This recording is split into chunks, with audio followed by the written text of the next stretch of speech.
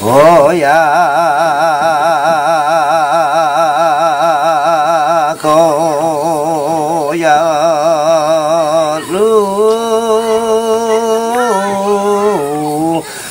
we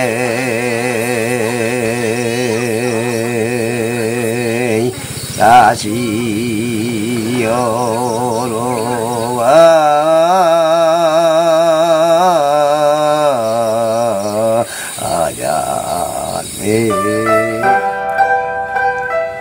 Sebagai satu-satunya kabupaten kepulauan di Provinsi Sumatera Barat, Mentawai selalu menjadi buah bibir bagi para wisatawan nasional maupun mancanegara. Posisinya yang berjarak 80 mil laut dari pusat ibu kota provinsi menjadikan Mentawai terkenal dengan pantai dan ombaknya yang menjadi incaran para perselancar kelas dunia. Selain itu, Mentawai juga dikenal dengan beragam keunikan budaya lokalnya yang hingga kini masih bertahan. Tetapi, di balik keeksotisan Mentawai, tersimpan potensi bencana alam besar yang hingga kini masih mengintai.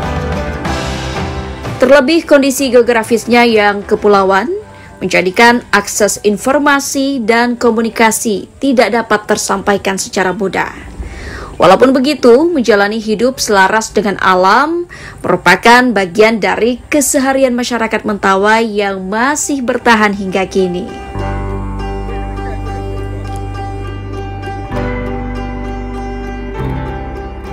Jika di perkotaan kita mengenal banyak teknologi untuk menyampaikan pesan, lain hal bagi penduduk asli Mentawai yang tinggal di Pulau Siberut. Tepatnya di Kecamatan Siberut Selatan, Kabupaten Kepulauan Mentawai, Sumatera Barat, di mana tudukat sebagai alat penyampaian pesan masih digunakan masyarakat setempat hingga kini. Tudukat dibuat dari gelondongan kayu yang dipahat menyerupai kentongan besar, dengan diameter 60 cm serta panjang 2 meter. Selain itu, pada bagian tengah tudukat dipahat sehingga menciptakan sebuah rongga yang berfungsi menciptakan nada yang khas saat digunakan. Agar pesan tersampaikan dengan baik, dibutuhkan minimal 3 unit tudukat dengan ukuran berbeda. Sehingga dalam pembuatannya minimal diperlukan 3 gelondong kayu jenis kulim yang tumbuh di hutan pedalaman Mentawai. Setiap ukuran dari tudukat itu mewakili huruf vokal. Seperti tudukat yang paling besar disebut ina, mewakili nada vokal I dan U. Sementara yang ukuran menengah dengan sebutan silelet, mewakili nada vokal E dan O. Serta yang paling kecil dengan sebutan toga, mewakili vokal A.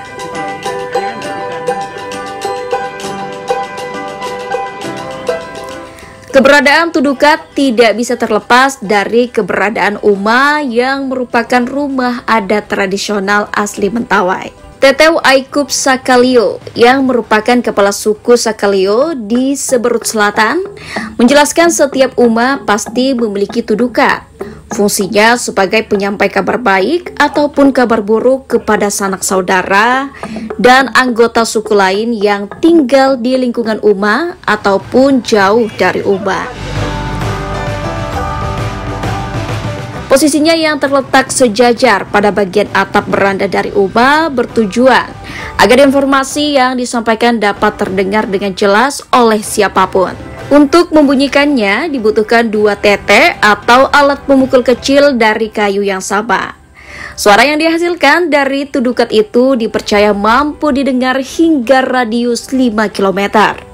Keberadaannya yang sangat penting dan sangat erat kaitannya dengan spiritual masyarakat adat Mentawai, menjadikan tudukat hanya boleh dibunyikan oleh kepala suku saja. Sebab menurut sosok yang merupakan satu dari 5 sikerei atau dukun, tabib di desa Munte itu, tudukat merupakan benda sakral dan menjadi bagian yang tidak terpisahkan dari umat. Tudukat ini tudukat Bukit Uma. Buswa ibarat barale Uma barat tudukat. Ada tudukat. Ada Mentawai dari tradisi budaya Mentawai. Ini bukti. Bukti kematian, bukti kehidupan. Anak ibata, anak itaulia. Ada buruan, anak buruan, ada pesta, iya. ada tudukan. Ada kemalangan, ada tudukan. Anak semua mati. Siri manua kay mai sa taluwa mai ka pulau bagai. Ti ke putus semua mati daloy ba. Tetew Aikub menambahkan, saat tudukat dibunyikan, maka yang mendengar akan tahu apa yang sedang terjadi. Seperti saat kabar kematian, maka tudukat akan dipukul dengan tempo lambat. Sehingga pihak keluarga yang mendengarkan akan segera datang tanpa perlu dipanggil lagi. Ataupun ketika menyampaikan kabar gembira, saat mendapatkan buruan, pukulan akan lebih cepat dan menghentak gembira, yang menandakan panggilan bagi anggota keluarga dan suku untuk berpesta menyantap hasil buruan bersama. Pakar antropologi dari Universitas Andalas Padang, Mas Kota Delvi menjelaskan, penyampaian pesan melalui tudukat dipercaya masyarakat Mentawai sebagai bentuk transparansi informasi. Sebab pesan yang disampaikan tidak hanya dapat didengar oleh anggota keluarga dan suku, akan tetapi juga dapat didengar oleh masyarakat lainnya.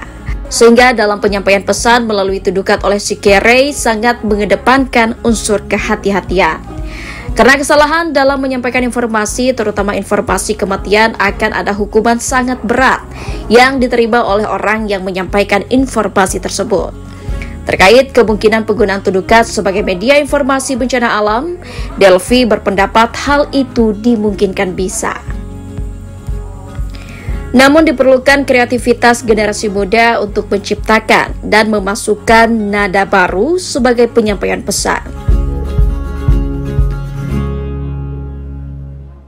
Nah, tapi kalau mungkin nanti perkembangannya mungkin bisa mereka gunakan sebagai misalnya berita tsunami misalnya, atau misalnya kayak kemarin pandemi ya, kemungkinan itu ada, tapi tentu karena itu kan bunyi-bunyi yang ditudukat ketika dipukul kan sudah jelas bunyinya. Mungkin harus ada kreativitas juga bagi anak-anak muda menghasilkan bunyi-bunyi baru sehingga bisa pesan-pesan baru masuk di situ.